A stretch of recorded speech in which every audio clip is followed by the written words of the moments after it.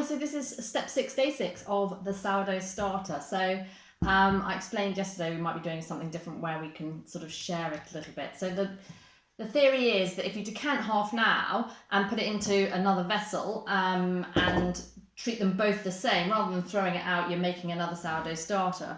When you decant it again tomorrow, which is our final day, you'll then have 3 additional sourdough starters on top of your own one, which you can then share with friends, so they don't have to go through these 7 days to create a sourdough starter. And it's quite a nice present for your foodie friends or those who might want to make sourdough. Anyway, let's look at our sourdough today.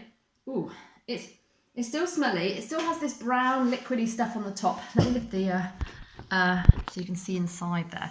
I know you can see in there. It's actually got some pretty manky liquid looking stuff in there. That again is completely fine. Now the smell though, still revolting, but it's going a bit more yogurty, so that's brilliant. Everything's kind of like still working. It's got some activity on the top. When I give it a little swirl, it looks a bit sort of curdled, so there's still movement and stuff in there. So today, if you don't want to be sharing any sourdough starter, decant it like we have been, throw out half, add 40-40. But what I'm going to do is decant half into here.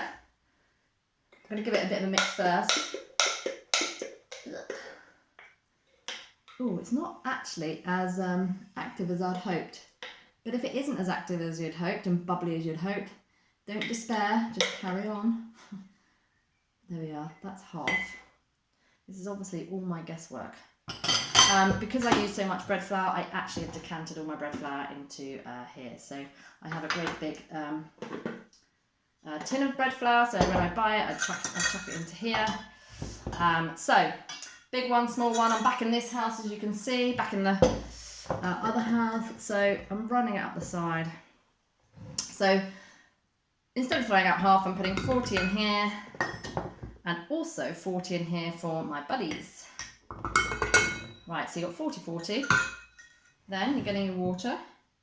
Make sure we've got a bit of fluff on the top, get that out. So 40 grams of water, 40 grams of water. So exactly, we're basically got duplicating what we've got. What's that? Sorry, so 40-40. It's a little bit under actually. I just want to thicken up the dough a bit. So keep going. And you're going to treat them exactly the same. Really, really, really good mix. The consistency you're after is this kind of thick porridgey kind of slop. So that is exactly what you want. There we go. And we're going to then put both of our sourdough starters. I'm going to give them a much better mix than this, but you're probably getting bored of watching this. A really thorough mix. And I'm going to treat them the same. I'm going to give them a little bit more of a mix, but just so you know, just mix it up really, really thoroughly. I'll put a covering on here. I'll grab an old tea towel or another piece of cloth. I'll do the same on here. Put a band over the top, or if you want to, just to stop bugs and things going in. You want the air going in. Just kind of, you know, if you've got one tea towel, you can kind of do this. I don't know where the band went. That and that. That's it. Job done. Day 6 completed. Day 7 we'll do the same. Decant into additional vessels, and then that's when you'll have your 3 spare and your own sourdough starter. Let's see how it goes. If it doesn't feel that it's active enough, you just carry on doing the process until your sourdough starter's ready. And one of the tests for that, what you'll start to notice is your sourdough starter will start to float in water, and that's how you can test. You see, it's not ready yet, it's sinking. So that's one of the tests of knowing whether your sourdough starter's ready.